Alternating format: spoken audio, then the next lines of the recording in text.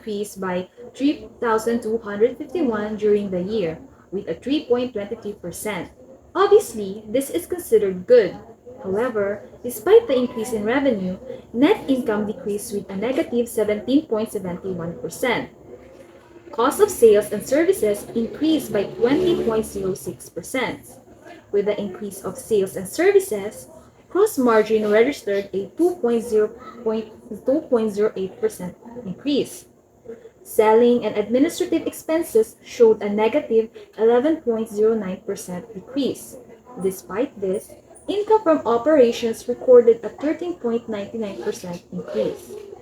On the other note, in the other income expense, there is a decrease of negative 105.14%. The overall performance of PLDT for the 6-month ended June 30 may indicate an unfavorable movement because of a decrease in the net income accompanied by a decrease in cash and cash equivalents in the statement of financial position of the business despite the increase in revenue.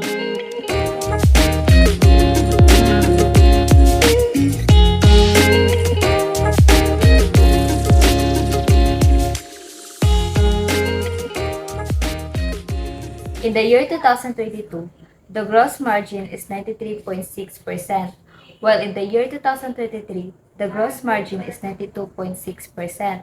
We can say that the PLDT company has a better revenue in the previous year than the current year because the higher the gross margin, the more revenue a company retains, which it can then use to pay other costs or satisfy debt obligation. In computing for operating profit margin, we have to divide operating income to total revenue.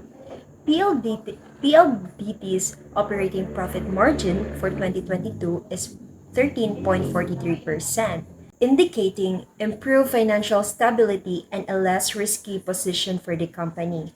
However, the company will find itself in a different situation in 2023 since the ratio fell to 2%. It implies that PLDT may be financially vulnerable to a financial crisis or an economic downturn in 2023.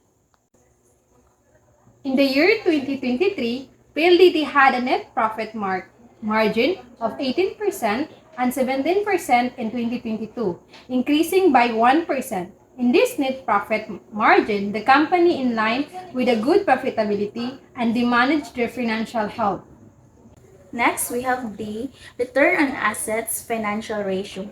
In order to arrive at this amount, the given formula is net income over the average assets. By year 2023 and 2022, as you can see, the result of the return on asset is the same.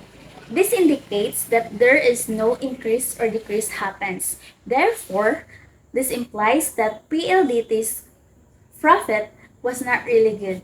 And lastly, we have the return on equity.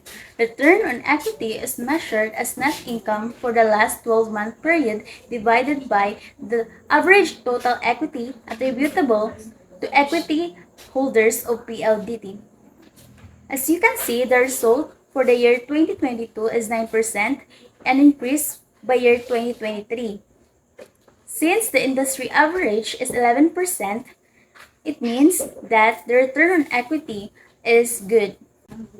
To conclude, PLDT's company has a higher return on equity and therefore the company's management was efficient at generating income and growth from its equity financing.